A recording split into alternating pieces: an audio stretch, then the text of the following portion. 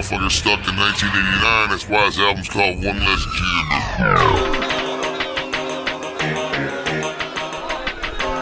Welcome everyone to a very special wrapping up edition of the Juggalo Rewind podcast. This is Peter. Chris is not here, but I'm going to fill you in very quickly on what we have on tap right now. As you may know, Season 4 has been us reviewing One Less G in the Hood by Blaze Ya Dead Homie. Recently, we finished the last track, and now we're in the twilight of the season. We're in the bonus episode region, and this is quite the bonus. This week, we are talking to none other than Blaze Ya Dead Homie himself. Big Chris, as we like to call him. Cell Block, one half of Zodiac Imprint, 1/3 of the Triple Threat, 1/17 of the Riders. Big Blaze himself. We got to catch up with him at Astronomicon 6.5 this week, and you'll hear a little background noise, but that's all good. We just had a little time to catch up with him, and this is what we got.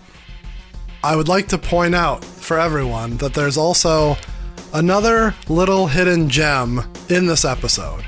You didn't think this episode could get any better. I mean, we finally got the white whale. We got Blaze. But there may be something else that we haven't talked about yet that is hidden in this episode. So keep your ears open, give it a listen, and let us know what you think. So without further ado, let's get to the episode. Chris and I talking to Blaze Ya Dead Homie about his epic album, One Less G in the Hood. You tried the strawberry one? Yeah. Yeah, really that one's good. ridiculous. Yeah, B43 now, somehow. It's I haven't tried that one. Low carb. Okay. Like, so if you're fucking watching your weight Right. and cutting carbs, yeah. That's what the course came in handy for. Crazy. I'm telling you, for some reason, it's like 3 carbs. Yeah, it's like 3 carbs or something per, and it's a dumbass. I think it tastes better than the other one. Yeah. The normal one. It's crazy.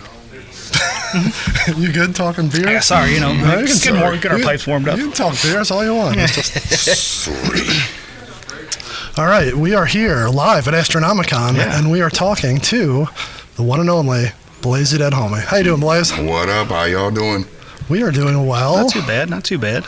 As our listeners may know, this season we have talked all about One Less G in the Hood. Oh, that's what's up. So we go track by track, one episode at a time, one song at a time, just going through lyrics, meanings, stories, Yes. all kind of good stuff. So A lot of fun. Yeah, leads us down a lot of tangents, a lot of nonsense that we I've can seen a do. couple, actually. I think I've seen some stuff Okay. on Instagram a few times. People have been all right. showing, And this is your tagging me on some stuff, which is, very Yeah, we were trying to interesting. pop you with some of the memes we were making I like of it. it. It's cool. Yeah. You're a return guest, though, because the trivia showed up once on one of our episodes. So that was a bonus Yes. episode. So, All right. yeah, two-time All right. guest. So I should feel at home now. Right, yeah, You should. definitely. Part of the crew. Yes. So I guess just overall, maybe we'll talk about just coming into the album. You know, we can get track by track a little bit here, but just overall, obviously, as we've talked about a million times, the EP comes out in 2000. Yes.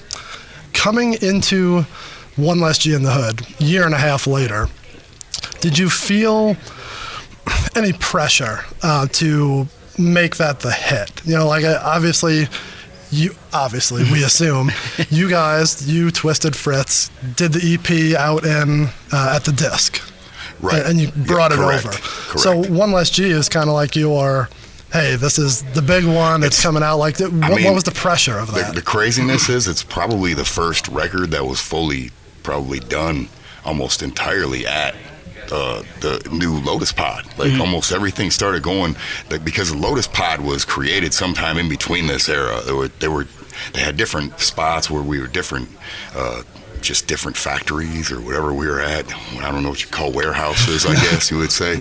And when they finally got to the new spot, they purchased, I don't know if they purchased it or whatever, but they're like, we're going to put a studio in here and it's going to be our own. So it was in the middle of actually mixing some of that stuff while they were recording some different stuff. And then by the time I was in there doing One Less G, most of it was done, so I can go in there and put it all down. Now, a couple of tracks were recorded at the disc before that, and then they just were brought with me over there. So a lot of the stuff was like that. So I was in between both the two studios at the time. But yeah, most of it was recorded there. So I had, some of the luxury of actually using some of the new equipment. But then I also had to deal with some of the interns or the new guys that were engineers that never, were doing somebody else's buddy. Yeah, everybody knows about it. Yeah. They know all. It's 100%. So I had to deal with that too. So I was kind of the guinea pig for all that as well. So yeah, it was challenging, but it took, it wasn't pressure because there was no pressure. It's like, what do you, whatever you do is your first thing. It's going to be it, because the EP was what it was. It was kind of the introduction for who I am. But it didn't really get out there to everybody fully, because it was there and kind of gone. So it was pulled off, and it's like, they made as many as they did. They put it out at the first gathering. They told me, they were putting 10,000 copies there. Instead, I think they said maybe 1,000 got out there, and needless to say, they were gone in the first day or first hour. Yeah. So they were gone. So it's like, I didn't know. I bought mine. I didn't know if they were going to make them again. That's kind of what it was. We didn't know how they were handling the situation. So it was weird. So then after that, when the record came along, it was like, hey, people are obviously, they want to keep, they're talking about you now. You got something going.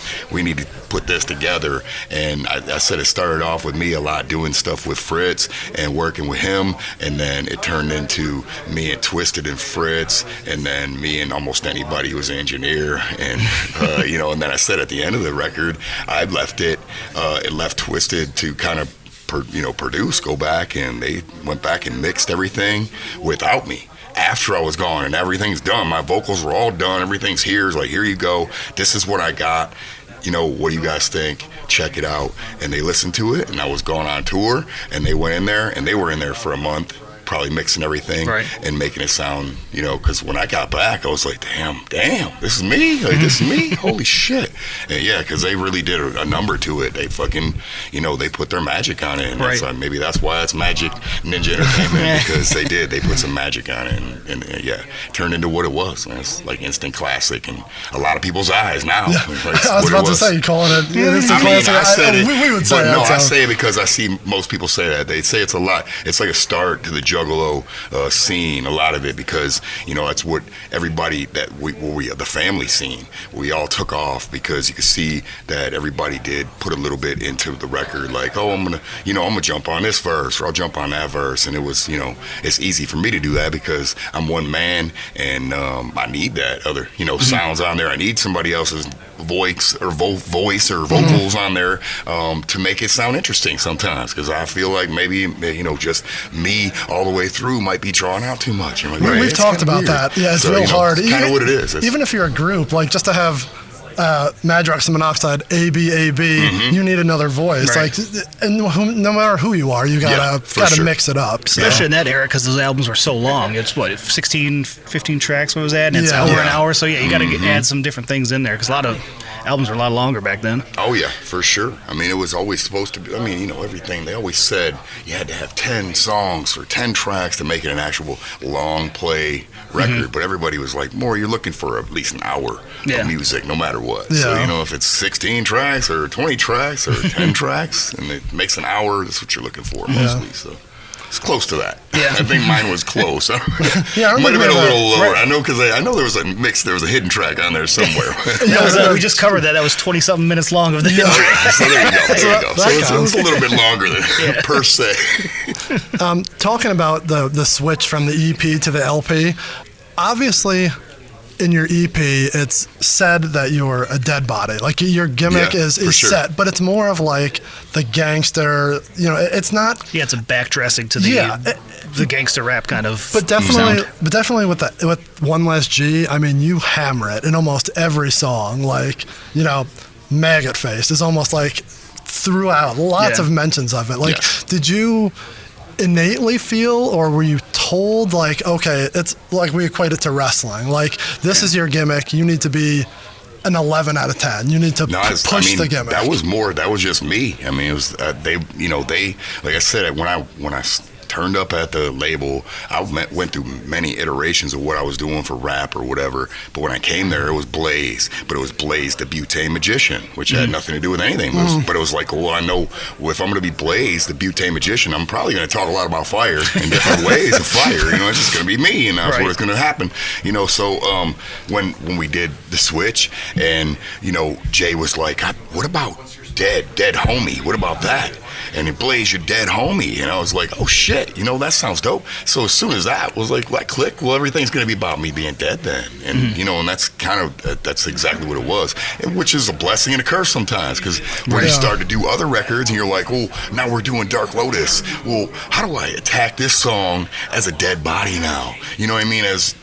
We're all mythical and different. It's a different style of stuff. So it was like, there were songs where I did verses that actually were pulled, because it was like, well, you're interpreting the song a little different than what it was. You know, I remember for sure Black Crows, one of the songs, I wrote a verse for it and everything, had it all spit, went out there and dropped it, and they were like, yeah, you're just a little, this probably isn't a song for Blaze to be on, just because, you know, the Black Crows are haunting and they're following the dead, and you're already dead. And it's kind of weird, and it's like, all right, so I was like, yeah, all right, I get it, whatever, take me off, it's fine. So yeah, it's there, you know, stuff like that. So I think maybe some people thought it was, maybe I'm attacking too literal on some of the stuff, but I try to had fun with it. You know, the most of the time it's always what it is. Like, obviously You Can't Hurt Me is a song about being a dead body, and just you can do whatever you want, but you can't hurt me. And shove me into a wood chipper or whatever. I mean, it's funny. I went and did that later on still to try to keep in tune with what's going on. Yeah, for sure. It's funny that you talked about like the crossover between Lotus and One Less G, because they came out pretty close, and we was talking about the mythology of that. Like, there's so much Lotus where it's like your origin backstory, story, we said, is the Lotus album. Is when we dove into that one. Like you mentioned, like what's the one? Even And We Danced. Like, it's you. Like, it's almost like you're a different character than the rest, because, like you said, coming at it from a different angle. Yeah, what's the one? It's always kind of what I had to do. I felt like I was trying to, you know, attack it from that, you know, that visual look. Like, okay, well, if, you know, I'm dead body and I'm the first, okay, I rose up quick from the grave. You know, it's exactly what it is. So it's like every time.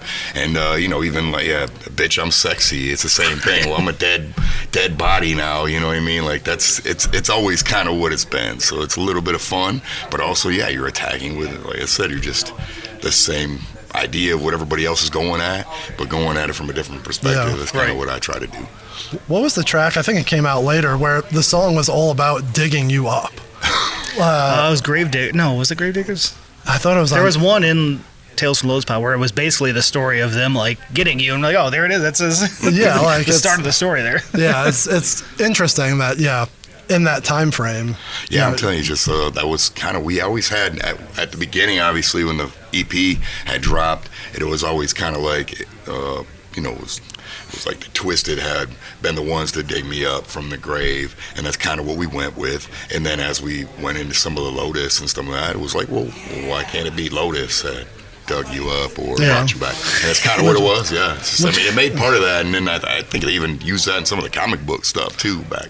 Yeah, we joke about that too. Yeah, like the different, and obviously things change over time, but sometimes it's like, oh, he was dead for 6 years. Sometimes it's 11 years. Sometimes it's 3 shots here. It's very Marvel comics. Like, what's retcon? What's the real storyline? So now we have the comic always said this is definitive. If you watch enough Flash, you can see there's a lot of different timelines. Right. Is there anything else pre-CD that you wanted to touch on, Chris? No, I don't think so. Yeah, that was the one. Just bumping it up, like you said, wrestling with the character for sure. Yeah, for sure. It was like, that's always been, I think that's what I said, as part of, you know, continuously too, and then evolving from that, you got to figure out where you're going to go next with the step. If everything's going to be dead now, the next thing, you know, because then people start getting, let's get away from that. And then I did groups to do that as well, to try to stay away. You know what I mean? So each time I'm trying to do little pieces of different stuff. So some you might not hear on a Blaze record, you'll hear on something else. It's kind of what it always has been. God, we haven't really talked about this at all, but you're talking about different characters. Cell Block always felt like that's you. Like, you are Cell Block and Blaze is the side project. But it's like, that just seems like a natural. I mean, it's always, for me, it's always been, that's my favorite music, has always been gangster type music and gangster rap. So it's like easy to come just do that stuff. And for that, it's just natural, quick. Yeah, you're like, I know he's talking shit. It's everything shit talking. He's gonna be a lot of fun. No, you can tell. You guys have fun with that. That's basically what it always has been. It's like we just had fun. It's quick, easy to write. Here you go. You're in. You're done. You're out of there. You're done. You know, it's cool. And it's like, that's one of the project ones that was fun to do. It's like Lotus was like that too, in a sense, because there's so many of us. You know, but when I started, it was different from when, you know, I was the green person. I'm wearing green, so it's fitting. But I was the green person who was so green, who didn't know anything yet, and was learning on the job with these guys who I thought were already doing it for years, so they must know everything. Right. Comes to find out, they've been doing it maybe 5-6 years more than me, so it's really not that much, but they do know more than I do. So, you know, I'm sitting back listening to everything. So I'm like fully rewriting to make sure my shit is cherry on everything, where these guys are like in there, you know what I mean, and in there. So I'm trying to get myself to that point where I can get in there too, quick, snap, you know what I mean, a finger, I got my shit written and I'm in there. And it was a different thing. So I learned on a job like that, fast, and just go, okay, everybody's doing the same, all right, let's go. So, but it ended up being fun, like I said, because there was 6 of us, 5 of us sometimes, and you know, we're all hanging out. Most of us are smoking weed. And to give unlimited time, the studio's brand new. You guys that's basically where it's at, And then even in those first Lotus types, we were doing stuff where it was completely different. Like there was songs where we were like, somebody's going to do the bass line on this, and you know, somebody else going to do the keys on this. It was like we were experimenting a lot in the first Lotus record, where you know there were different things happening. This guy's going to do the drums this song, and you know, it was just different shit that we didn't do before. Right. And then we had different, you know, in between, different producers and engineers and sets too, you know. Right. And so, I mean, now we're jumping all over the place, but that's totally fine. This is perfect. So, season by season, we go each album. Yes. So we did. You're on all of these, which is funny. We did Most Tasteless, first season. We did Dark Lotus, Tales from the Lotus Pod, which now we're digging into. We did Wizard of the Hood. You're a lion, obviously. And we did a couple bonuses, but now we're on One Less G. Yes. And we were thinking about bouncing back and forth between all the different CDs, but now that you bring up Lotus, we talked about like the pressure of doing this CD, but even like you're jumping a little bit backwards. You, like you said, totally fresh, and you're jumping into a CD that they have been hyping for 3 years. And there's 3 different producers, and there's 3 different sessions, and we talked to Mike P, and we posed that to him too, like, you come into a job, brand new. Like, hey, guess what? Now you're doing the most important CD that we've ever done, and now you got the next one that we got like pressure upon pressure. And I can think he might have the most pressure out of everybody, because in the sense it was like they were almost trying to replace Mike Clark a little bit. It seemed like, you know what I mean? They were shoes to giving fill more, when you jump, and that's hard to do. Like nobody's gonna do that. You're not gonna replace Mike Clark. I mean, Mike Clark is Mike Clark. He's got his sound, and Mike P also ended up having his own sound. Right. So and Fritz does. They all do. Everybody does. It's just each guy isn't replaceable. You just have a different sound. Right. If you know what I mean? And that's kind of what it was. So I think Lotus ended up working with that, and so did my album, 100%, because we're the first guy working with Mike P. A lot of that record, there's stuff in there like Juggalo Anthem, just busting in. I remember people hearing that and being like, "Oh man, I wish I would have heard that beat before you, because I would have stole that." And it was no, that's my shit. I took that, and I heard it. I was like, boom, boom, "That's mine." You know, I knew it. It's like I love them, and Mike P seemed like he was a lot with synths. He did a lot of synths and stuff. He did a lot of those things with them. Yeah. He's good at it. It was the shit. And it's like you could tell his sound because of it. So you could tell the different ones he had, and it's, you know, the ones that I love are, you know, Birthday Bitches. It's Mike P. You know what I mean? He does. You could tell the ones. It's just good shit. Yeah, I think he did fucking 10 Bodies. Oh yeah. That drum, you could tell. It's just, that is heavy bass and heavy.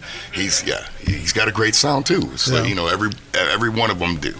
At the time, I think, I'm not saying that the fans were jaded or they weren't smart enough at the time, but they only knew one thing. They did. And now 100%. you get number 2 and it's like, oh shit. But nowadays you have how many producers and it's like, oh, Yeah, it's not even a thing really cool that nowadays there's- about- I think people believe though that was all Mike P as well, and I'm the one less G because it's written that way, and a lot of them stuff started with Fritz. We talked about so we've talked to Fritz about it. Yeah. Like Fritz started a lot of them tracks. Hood Rats. There's a couple of different. Grave Ain't No Place. The Casket. He did a lot of these tracks. Like a lot of these tracks were Fritz tracks to begin with, and whatever was going on, Mike P might have went back and replayed some guitar or something or a bass line, and it became a Mike P track or whatever throughout it. But I mean, in the sense, maybe Fritz didn't get his name tagged on there, but 100% Fritz started a lot of those tracks. So I said that's why the sounds are there and there's difference, but you could tell if you listen to it good enough, you'll know that one's a Fritz track and that one's a Mike P track, and this one is not either. And it's not Mike Clark, because I didn't work with Mike Clark until technically Gang Rags, yeah. Yeah, that's spending this much time. That's why I said it 10 years in the making and the shit. I say all this shit because I've been waiting. I wanted to work with him, and we never did. He always, we had other plans to do other little projects that never fully fleshed out, and that was it. So, and the stuff that I did was always with that, like Lotus or something like that, or if I'm on a track with ICP or something, Right. Yeah. That's one thing we did notice, spending this much time with the album and digging in and talking to Fritz, talking to Mike P. Now you could, like you said, hear each person's sound. Even if something was changed or edited by Mike P. or whatever, redone, you could tell, his sound, you could tell Mike P.'s sound, and somehow it all flowed together between both of them. That's why I said they did. There's only one track, if I was to even go back and be like, this track doesn't fit the record, there's only one track I think that doesn't fit the record. And it, in my opinion, is because it wasn't for the record. Well, now we're is going to it the Lotus track that we were... Which one is it? The Lotus track. I have it here. What would we ask? Which one was it? Now you got to look. I think we actually brought that up, didn't we? Given half the chance, that was the one we thought was a Lotus track, possibly? That's definitely the track. I don't know if it was a Lotus track. It was a Twisted track, I believe. It feels, we mentioned that too, Freak Show-ish. I think it was a Twisted track, and they were like, we need a track with everybody on it, like a family track with everybody, and that was well before we did Hatch Execution and everything, and it was like, let's get one with all of us, 5 of us, and I already had that one ready, and they were like, let's take that. So we put it on there, and I just so happened to start it anyway, so it sounded, it was weird. It made sense for it to be my song. But yeah, to me, it didn't fit. And, even when we were doing out there on the road, we were out there doing this stuff, like later, like the last couple of tours, the Certified Psychos tour. We're doing the track a couple of different times, and I kept telling them, I was like, it's just so tough to do this track on stage because, we're both, all 3 of us are just like, yeah, I love it, but it's just so different because it's weird to be doing while you're doing this, It's just, in the midst of everything else, then this song comes on, and it's like, giving out the chance to do it all again. You're like, damn it, what happened? It's all flowing, and this one slows it down. It's, and I don't just didn't think it fit the record, that's all. But, it made it. Yeah. So you want to go through a couple different tracks? Sure, we don't have every single one. No, just a few things that popped up as we dug into them. We have a couple notes about Casket. So we talked about this actually last year at Trivia. Yes. Because the beat you used for the Hollow Wicked single. Yes. Yeah. But we learned from you Children of the Wasteland that it was in reverse. You did Children of the Wasteland first, and then I believe so. spun it to this. Yeah, we were just because it was I said basically we had the Casket song was already. It's not that we did Casket or Children of the Wasteland first. Children of the Wasteland I think dropped first. Oh, that's correct. You're right. Because the Casket was done first. The thing was that I was in a pinch for music at the last minute, and they were like, well, you guys aren't going to make the EP or whatever it is, the Hollow Wicked single, if you don't do something like now. So I was like, well, what can we do?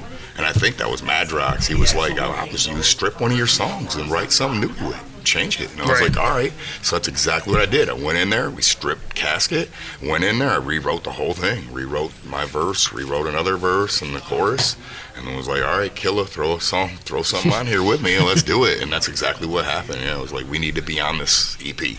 Yeah. no matter what. Everybody else going to be on there, and I think that was the first time anybody's done anything crazy like that. Fucking remix your own song. Yeah, I mean, before it's even out, or right when it comes out. That's exactly what it was, and then everybody's like, what the fuck? And then with going back to Casket, there's parts of it that you retooled your verses from an old Too Crazy Devil song. Yeah, for sure.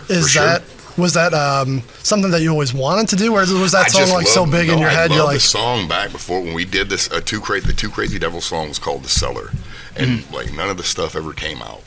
The way it should have came out. It was all. I mean, people have heard what they heard now. Right. Like, it's all kind of bootleg and shitty. And mostly, I say, because most of the stuff that survived was the shitty stuff. I mean, we had good mixes of it, but I didn't have any of them, and I can't tell you they're there, so I'll tell you it sucks. And what's there sucks. But I did like the verses that I had there, and I was like, let's just, I retooled them for this. I was like, I like it. It was dark. It fit the theme, and that's kind of what it was. It's like I was trying to stick to that stuff because a buddy that I was doing the stuff with when we were doing Too Crazy Devils, and then we mixed it to Sleepwalkers. We had names because we weren't sure what we were doing during this time. But by the time me and him stopped doing music together, he had chosen to go a different route. Like he wanted to go more hip hop. He didn't want to go the Wicked, so I knew he wasn't going to use any of that. And I was like, well, I'm going to use that. I'm staying in the Wicked shit. That's what I'm doing. So yeah, it's kind of what it was. Is there anything else that you have in your back pocket? Like, you still think about that? Like, hey, I wrote something 20 years ago. I can bust that out, or do you just grow so quickly? I do have stuff like because I used to write on paper all the time, and then I would write on paper. Tell the kids what that means. I used to write on paper, and back when you were writing, it was always you wrote verses that were just like a full sheet of paper. You didn't know how long it was and how much you were doing. I mean, comes to find out, it was kind of close to what it is, 16 bars, what people are writing now. So it's like that's what we were doing. We were just writing out whatever and trying to write rhymes and write raps. And then I said, so I would have stuff and I would just shove it all away. So I got like different things from different records from all the times before until the phones, and then I started writing on phones and and on my notepads and shit like that, which has changed everything. So it's like, I have stuff that's sitting there that probably would never use. I have a verse to Gang Related. Okay. ABK's track, Gang Related. I was supposed to be on that originally. Yes, supposed to be me and Killer doing Gang Related. That's interesting. But it changed because he started doing the record with them and everything, whatever. We just folded that, and I went on different songs. It's like, okay, but to this day, Killer will tell people, he's like, Blaze got the Gang-related verse, and I got that shit sitting at the crib. I got that, bro. Still sitting at the crib, sitting down there, Gang-related, written verse, old as shit. Probably something you'd never hear me spit now, but it's like, stuff like that. But I've gone back to things like that. Well, I'll go back and like stuff that I've written before, because I still do that now. Like, I'll do that now where I'm in the notepad and I'll write so much, and then I'll start writing a verse to something else on the same part, on the same song, but it fits multiple things. So I'll take that piece off because I'm not using it on this song. Now I got to use that piece on something else, and I'll take it to a new song and start writing that one. I'll, using that as a piece of it, another rhyme that I just had thrown off from another. Yeah, so it's, people have books of rhymes where they go in there, let me grab a rhyme, because I know people been doing that for years. Like, shit, I've heard stories of Proof and, rest in peace, coming to the studio with the, a suitcase, like a rhyme, like a rhyme, not a suit. I'm sorry, it's like a briefcase. I'm sorry, like something like that. They were talking about. I mean, Twisted told me about this. Like, he came there and he had multiple rhymes. It's like, because you can come there and be like, I could just go through and I'll have something that's gonna fit your shit. But when you come there and you're like, now I'm gonna write it, because that's what he ended up doing. He came in there and he wrote it there instead. And they were like, that's, that was the shit. That was G shit to them. They're like, that's dope. He just came in there. He's like, I got all this stuff, but I don't need that. I'm gonna write something new. And that's what happened. You never know what's gonna, how you're gonna be at that time. But that's kind of what it is, man. Some people go in there and they'll just have it in their head. I swear Notorious B.I.G. was notorious for just going in there and just hitting it off the dome. Yeah. Because he's just either saying it in his head or he just memorizes it and he's just in there. And it's, Said the same thing with Jay-Z a few times. Jay-Z did that stuff makes too. Makes a banger track off the top, like 5 minutes. He did the same type of shit. It was like, I think he, studied him. And he was with him a little bit and he tried to figure out exactly what he was doing. And it's, same shit. I guess, if you master your craft and shit. I was like, that's one thing I can do. I can rap everybody else's shit. Like, I'll spit somebody else's shit for them. Right. But yeah, it's never been me. It's like, I'll take me a second to write you some shit. Come back and spit it for you. The next one we had was Juggalo Anthem. We don't want to bring up anything specific if there was like a beef, but it seems like there was like heavy hip-hop beef.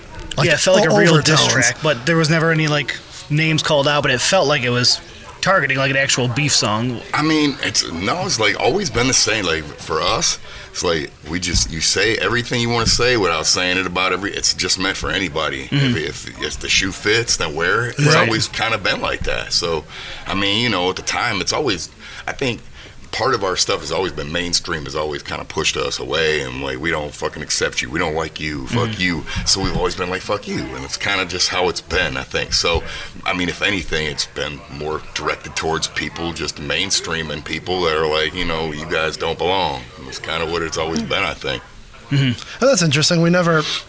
God, it seems so simple when you put it like that. It's the same thing with shit talkers, man. For real, it's like it's fuck, talking about everybody and nobody. Yeah. You know what I mean? It's the same thing. That's why I'm surfing video channels for my victims, because there's video channels. There used to be MTV and The Box and VH1 and BET, and they all had videos on there. They don't got them no more. You know what I mean? Box. Yeah, The Box was. I mean, shit. The Box, Twisted just started blowing up on The Box. Yeah. Then gone like that. Because I remember we were actually voting. Oh, all right, let's get them on there. Let's see.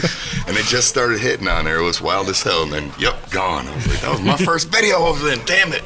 My We Don't Die. Come on, play again. Yeah, it didn't happen, though. It was crazy. Skipping around, let's see. We have Nasty. Yeah. Good track. Whose idea was it to take the Biggie track and retool it for your own? Like, I feel like there's a lot of that in that era of, hey, this is something cool. Let's kind of Bump it up put my to own 10. spin on it. When we started doing all the stuff, we started doing this stuff to I think it was with Mike P, I believe. We started doing the track. And then during this time, Jay comes through and he's like, what is that you're doing?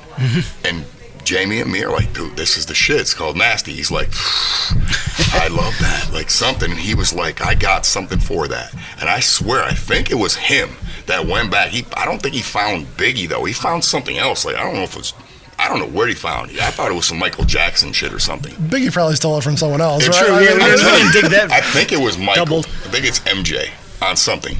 And he came back with this MJ shit, and he was like, this sounds like it'll fit this perfectly, what you're doing. And I'm like, all right. And then soon, because that was, like I said, he wasn't in for a lot of the record when I'm doing the record. Like, he would come through and shit like that, roll through on his way through the studio to do something else, and be like, what the fuck's that? And be like, oh my God. And he'd come through like, I love that. Now I got, and that's where he would come in and be like, oh, I'm gonna put the noises in, and he'd go in there and he'd be like, he was doing That's all the era of him, jumping in with little noises and voices. 100%. It was kind of what it was. So, like, during that time, it was, I try to get people involved in it, and that's kind of, that was a little bit of help from Jamie, because he was like, bro, we should ask him what he thinks. Running through. Yeah, and that's exactly what it was. So, yeah, I'm pretty sure he came in with, I thought it was some Michael Jackson. It wasn't off the wall. It's some weird stuff that is like old school one. It's a different track that nobody knows of. Right. And he was like, play this. And he played that, and he put it on there. He's like, here, take that little loop right there. And that's what it was. Yeah, and it just fucking went from there. Well, we have homework now for the wrap-up show to get to the bottom which MJ check. Man, I'm telling you, we have to look for it, because I don't know if that's exactly what it is or not. We have to ask Madras to be like, bro, that's not it either. Yeah, you guys are a funny like encyclopedia of shit like that. Well, try to remember this shit, man. It's like there's so much stuff, and it's like, yeah, there's so many different things, and I do recall him coming through just like that. You know what I mean? And that was it was wild. That leads us to Straight Outta Detroit, because that's basically how he wound up on that track, right? He wound up on that track and jumped on that. Well, the reason it was a different story for that. I mean, people don't know, but for some reason, I don't know why, but I was always in and off the label probably like multiple times. Yeah, we've discussed it either in the from, nicest way. Working, I was either a worker there, and then I would say something that would get me in trouble or something. Yeah, you shouldn't. You're overstepping your bounds or something like. I'm just talking about the guy my at work things. that gets rid of people like that. Yeah, It was very weird, but it was like usually me asking about my own stuff, like about Blaze or about Twisted or just normal questions, and it was always weird. So I had weird occasions like that. So it was other times I was actually on a label and I'm doing I'm doing real G shit. I have the EP out and I'm with Twisted and we're on the road and I'm in the middle of the tour and I called them and I was like, hey man, we need some of this and this, to make this happen so I can continue on tour. And they were like, we don't have this or this, and so I questioned that and they were like, well, yeah, that doesn't sound like you want to be here anymore, so you're off the label. So I was like, oh, okay, cool. So I guess I'll just continue out here without this support of anything. But I made it happen because I have friends out there. But anyway, so during that time, it was one of them lulls. I was off a little bit, came back from that tour, and I wasn't gonna quit. I'm still gonna continue to record music. So I recorded 3 tracks, and one of them was straight out of Detroit. One was Casket, and I think the other one was they were all from One Less G, all 3 of them. The other one was Grave Ain't No Place. Okay. So these three tracks, three right? bangers. So these 3 tracks, The 3 best fucking songs on I don't that know CD. if we had something. I think Twisted was going down there to meet up with them in Toledo for either a rehearsal or some sort of thing happening down there. Maybe it was a show where they were jumping back on tour. So Mad Rock's like, hey, drive me down there, drop me off. I'm like, all right, cool. And he was like, bring them tracks with you. So we're gonna let Jay hear him when we get down there. I was like, all right, cool. So that's exactly what we did. We let him hear him. As soon as he heard straight out of Detroit, he's like, I want to be on there. And I was like, well, I'm not really on the label. He's like, what? What are you talking about? You're not on a label. You're on a label. Kiss my ass. Whoever said you're not on a label, fuck them. And and that was exactly what it was. So it's like it's always been some weird things like that, and whatever. But that's exactly what happened. And, that was one of them. And I swear to God, I got the version without him. I still have that version. So it's wild as hell. So we've talked about that, and I was gonna skip over it, but I'm glad you said it. We've heard that's out there. We've heard I do have that. That maybe it would come out like if you had a best of, it'd be a bonus track. Possibility. I mean, we've talked about it, but it's the same thing. It's like the beat is completely different. It's the first thing when we did it. It's rough as hell. The beat is completely different. Detroit, crazy motherfucker named Blaze. Back from the dead, cover story on the front page. And it's just me and Killa. And it's, we split the third verse. And it's the 2 of us, and we split the third, and that's kind of what happened. Yeah. We've debated talking to, the big men to see if we could throw a little 5-second clip in there, but we'll deal with that. We'll deal with them later. Hell yeah. Making system well rubber. Dangerous, motherfucker raising hell. Bitch, I can't be gone. Fuck jail. See, I don't give a fuck.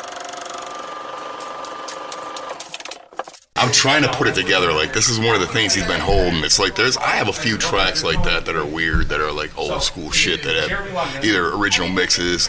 When I used to do stuff, I would do multiple mixes of it just to see which guy I like the best or which beat I like the best. Right.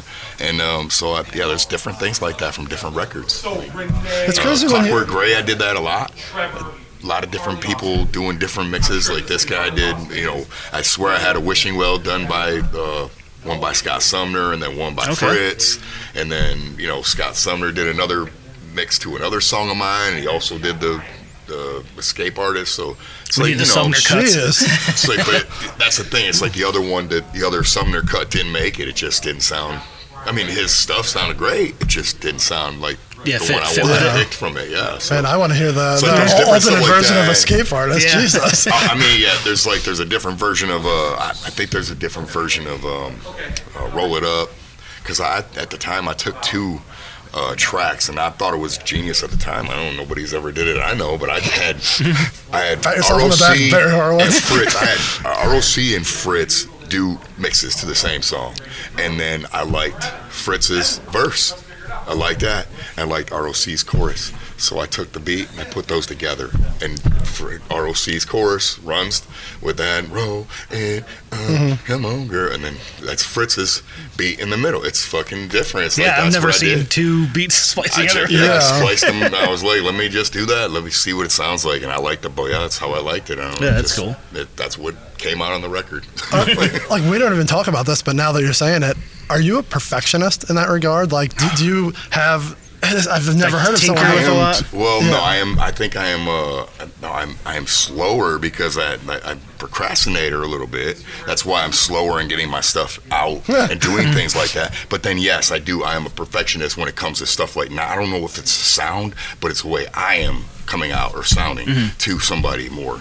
I don't want it to sound like, I don't know what it is. Like, it's the same thing when I'm writing and rewriting because I don't want it to sound like something stupid or something that I did before or something, you know. Like, or if it does sound like something I did before, it's because I wanted it to be that. That's, you know, there's songs in Lotus that I did purposely that way. You know what I mean? Like, I'm still known for blood sipping is because I've been known for blood sipping. It's like, come on, it's just, you know, you do these things now that, you know, sometimes for fun because, you know, Right. Like throwing little nuggets in there. Throwback, It's very much wrestling, very much Marvel. Again, everything that we've said, like it's cool to see that. Know. We're nerds. Yeah, no, we see that. Here we are at Astro talking, so you know it makes perfect sense.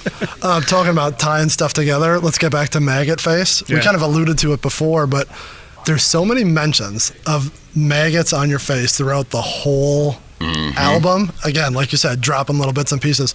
Was that something that you specifically did? Like, did you ever think, this is really part of my gift? Like, I'm going to... we were wondering if that was like your gimmick was going to be close. more maggot than... No, for real. There was going to be close to... I was going to have photos with that. And that's kind of what it was, because it was just something that it's always grossed me out. Shit, that's sickening.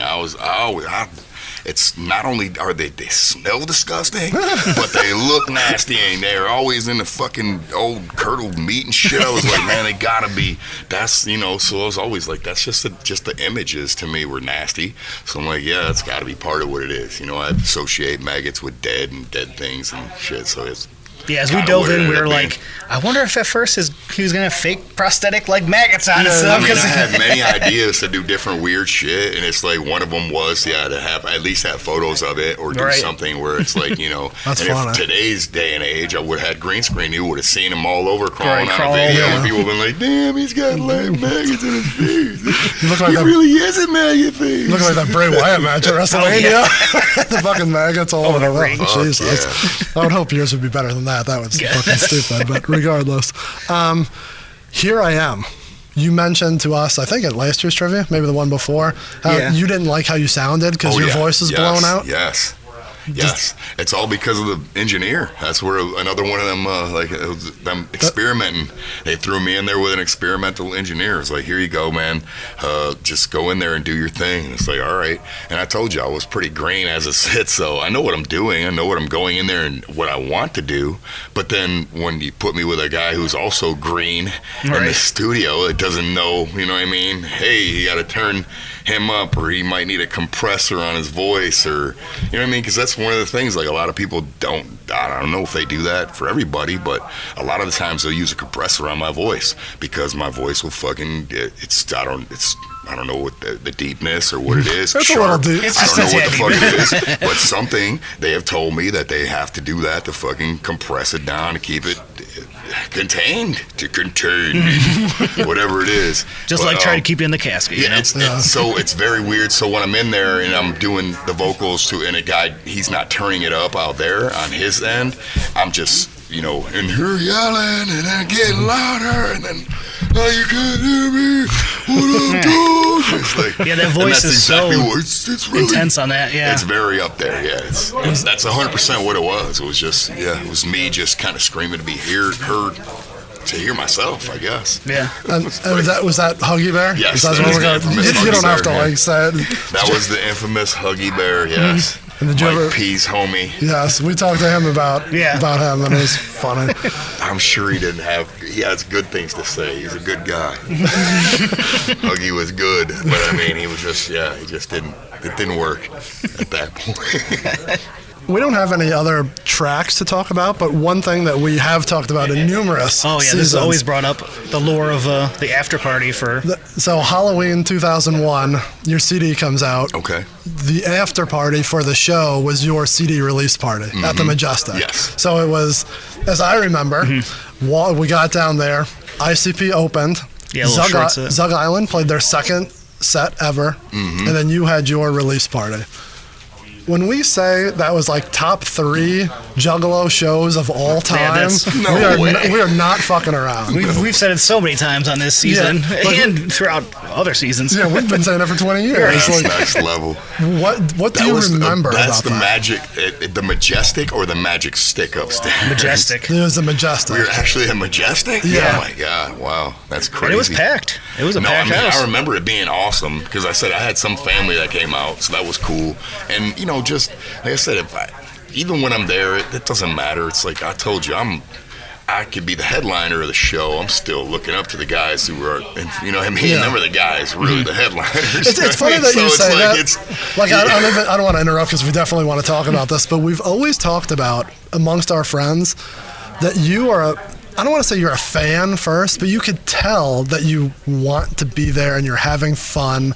And if you weren't, if you weren't here rapping, you would be at this convention as a fan. You'd be at Fright Fest as a fan and a friend. Like you can just tell how much you enjoy it. I do. I have fun, and that's like I said. It's people say that, and they ask me still because it's been years since I've been to the gathering, and they ask me the same question. Hey, what do you miss the most? Well, I miss the interaction, hanging out with the fam, the Juggalos, going out on a golf cart and riding up to somebody's camp and smoking a blunt with them or a joint. Maybe now I drink one with them. It's like, it's a different style. It's like, that's what I miss. Because that was the fun. And that's, you know what I mean?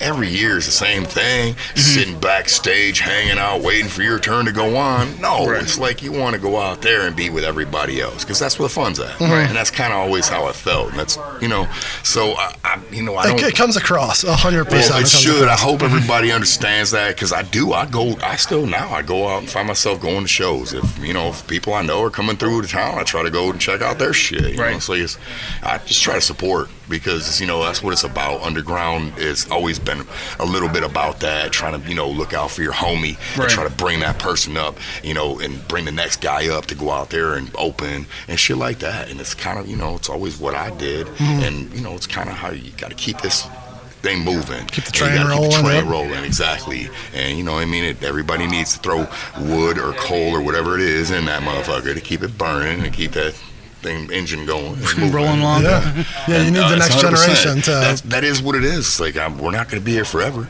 and we got to keep this shit rolling for the next people. Well, I am. I'm 1,000 dead. years. I am dead, and I will be dead. I am a dead body. Damn it. But to go back, so no, that was all awesome. To go back to the after party, it's just in our heads there were so many songs that were like crew songs that we never saw live, like Madrox coming out and doing hooks and just it was a perfect set of songs. The real reason let me go back. I'm sorry because it's all coming back to my head now. I know why this has happened because I swear we did we not do another? Did I do another set sometime around there? Because I try to do stuff where it was like I'm gonna try to do all the music that I didn't do that I have never done. So it'd be like the third verses. And that's what I did. It was like I went out there and was like, oh, we'll do the third verse for this song, the third verse for that song, and then do the song with Madrox and have him do his chorus or his verse. That may be how we picked up on, like, at the time. I'm pretty sure special. that's what it is. It was so different because it was like he never does these verses. It's like this stuff I've never done, and it was all off. I only had so much music. You know what I mean? Like I only had so much music to pull from. So at the time, I had I said it at the EP. The first gathering, I did the EP. I think it was 17 minutes long. I did 11 of it, whatever it was, something like that. And a couple of minutes is the intro. It's like I did as much as I could, and that's so I was always trying to pull more music. What can I do? What can I do? When I was out there in the first couple of times, after I did that gathering stuff. I was like, well, Killa already had music. So I was like, we took one of his, grabbed one of his songs that he did, and he had native funk song. And he would just say, anybody Killa, he come out there, oh, you want to get just roll on? Let me get my roll on. It's like, all right, it's fucking cool. So it's like, that's what we had to do just to create more music at the time. So I tried to do something different for that. It's like, well, I'm going to do a release party. I'll try to do a little different stuff that I've never done, and that's kind of what it was. And they're all saying they're going to come out and do the stuff with you and be on it. Okay, so yeah, I'm put everybody on there. It came across like a celebration, like a culmination of this thing. It was a lot, because we talked about in the season that it had dates, months, kept pushing back. So when it finally came out on Halloween, a day that's pretty big in Juggalo world, so it did feel like a giant celebration of everyone out there. Yeah. I'm telling you what, I think they were trying to do that a lot to keep me stuck on that date too, though, because every time it seemed like we're putting your records out in October, somewhere near October. It's like, all right, man, I'm not just in October. I didn't go anywhere. You put me all the time. Right. I knew I was going to do that, but yeah, you can do it anytime you want. That's crazy as hell, man. There's a couple things we remember from that show. One, during Zug Island set, Chris got hit with a bale of hay and almost knocked him out covered cold. in hay. It was all down my shirt. I remember going to school the next day because I was a young lad then, pulling hay out. The other thing we remember, so that's how we remember that Monoxide and Madrox were out there doing hooks for you. There was a song where a girl got up on stage and she was up there for way too long. And this is a different time. This wouldn't happen now. He took a running start and booted her in the ass, and she flew.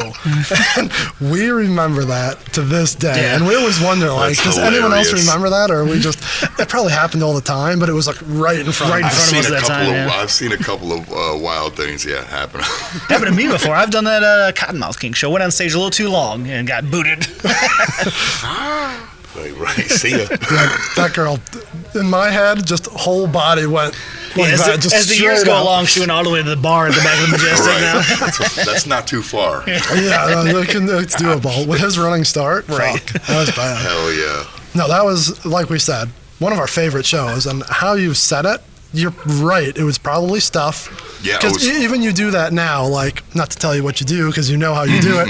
You have a set right now, and it's a half hour long. You pack in as many songs as you can because you do one song, one hook, verse. It's fast, Get you a little piece of everything that I can because, it's only got so much time to do. But back then, it must have been the magic of that we just didn't put our finger on. That, that's a third verse we've never heard. It's like, I said, I swear that's kind of, it makes more sense to me because I know I did something weird. I even have, I said, I probably have that because I used to keep all the CDs. Your dad or whatever? The actual show CDs. Nice. You have to listen to it on a CD. Back then, first, now you just go on Dropbox and listen to your show tape or something. Right. Back then, it was a real CD. So they'd burn you a CD. I would keep all my show CDs and I had a stack of these, probably up to a certain point where I would just keep these, and I swear I have that show CD sitting there, the release party or whatever, just probably sitting there. Man, I can probably find it. I'm gonna look we did a catalog it for you. Well, I'm gonna look for it and see. I'm telling you, it's gonna be weird though. It's why does he have all the vocals on these? This is back before they knew what they were doing. And I actually trim vocals and do the shit. You son of a bitch. We're here to be Juggalo historians, so we'll help get that documented in the archives. Yeah, even if it's just to figure out what songs you did and what verses. I'll tell you, I'm gonna look for it because I know I've looked through these things before because I have a couple of different ones, different gatherings and Lotus tapes and writers shows, and we'll put that on setlist.fm and we'll be good. Man, we've covered a lot here. Is there anything else? We've gone through a bunch. Yeah, jumped around. You got anything else you want to talk about? One last G? We could sit here all day. We don't want to take up all your time. I'm trying to think of anything else that's crazy besides everybody knows the story of when they called me. That was true as hell. So that's also one of our favorite things. Everybody knows that's real. We talked to Mike P about that, and he legitimately didn't remember that he was part of it. Yeah. He's like, I got the phone. It's like, you called him back one time. He's like, his car was in my driveway? We're like, it was funny how he didn't remember. But the biggest takeaway of the whole thing is how well you took it. And Well, As you go, well, I guess I need a ride. I was just like, oh, I guess you do. Just hung up. Jesus Christ. That was it. Like, what do you want, man? Yeah. Hey, I knew that. There was nothing I could do. Shit, I've had so much crazy shit happen throughout them times, just with them, and that's just one of the things that could, you know what I mean, that would sound like something that would happen to me. Because like I'm saying, I remember the first time I went on tour with them, we did the in-store tour, right? And it was Juggalo Brothers in-store tour, and I remember going. The first date we went, it was somewhere in town, like Hot Hits or something like that. So everybody rode up there, and then they rode home. Then the next day, we had to go to Garden City and Rock of Ages. Yep. And so I was riding out there, and they were like, I'm just going to drive my car up there. So I drove my car up, get all the way close to Rock of Ages, and it's right next to that, and that motherfucker breaks down, pulled it in back behind the place next to Rock of Ages, locked it all up. Then what happens? We go do the in-store tour. Well, I'm supposed to take the car and drop it off at the office because we're getting on the bus that night from Garden City from Rock of Ages. Well, what happens? I left the car there because I had no way to get it back. Yeah. It's sitting in the parking lot of King Cone. It was sitting there for whatever week, 2 weeks, whatever. I'm gone the entire time on tour. I have nobody at home to call to get the motherfucker, or nobody to, you know, I guess maybe I could have called my parents or something. I wasn't trying to fucking burden them with that shit, or my cousin, you know. I was like, I don't know anybody to do it. So I left my 81 Regal sitting There it is. this motherfucker. We always wondered what it was. 81 Regal, Yes. blue. Just bought this bitch a couple weeks ago from my uncle for a couple $1,000s. Fucking driving beautifully and nice, has everything right in it, with a busted window. Because while I left on tour the first week, I'm sorry, we came home. See, my dates are all fucked up. I left it was for 20 whatever. years ago. We left it for a week. I left it up there. It had a stock radio in it, outside the office. Somebody, sure enough, busted that motherfucking window open to get absolutely nothing because it was clean. There's nothing in it, nothing. So I had to go back there and put a plastic on this bitch. Then I rode it out to Garden City and left it there. Then I'm on tour and I left the car and never seen it again. Gone, impounded. That's the type of shit that happens to Blaze. So then later on, that was not the first car I left. That was the first car I left, not the only car I left. Because during my days with Psychopathic, because after that, I was back working for them again, coming back home, and this is during the time before before the EP, and I was working, and I remember Shaggy lived a little bit out near Royal Oak or something. And I was the same shit, driving the car, had a fucking Taurus, something, Sable, one of those Mercury, Sable, Ford Taurus, one of them bullshit cars. Little mini, It was like 89, so it was like the longer bodies. There was, longer, but it's still stupid. Kind of like wagon-like? Yeah, it looks fucking weak. Anyway, I'm driving this bitch, and I drive it all the way up and get to Royal Oak to Woodward, and that bitch starts smoking. Same thing, pulled it up off the road, dropped it on Woodward, called him up, hey, you at home? Yeah. Walked over to his house, and fucking left it sitting there, impounded, bye, never seen that car again either. So that's I'm telling you, it's like shit like that happened to where it was like it just was a clunker. I was like, I ain't gonna fix it. I ain't gonna have no money to fix it, and I'm not paying to get this bitch out of impound. Not worth it. Fuck you, not worth it. So I just left shit like that. So I wish I wouldn't have left a Rego though. I'll tell you that, because that was a good ass car. That's real fun. Some crazy shit, man. That's why it's plausible for them to say, hey, your car's at Mike P's and it's lost and somebody broke into it and it's gone. Right. The only thing that wasn't plausible is them calling it the brown bomber, because my car wasn't brown. That's what we were always wondering. Yeah. Never was brown, so I didn't know what they were just trying to, but maybe they were trying to get at it, trying to get a little hint to let you know. They're fucking with me, but I never took it like that. I was like dead tired. They woke me up all the way, and I'm in California and 3 hours behind, so they're like early morning over here. Right, that's funny.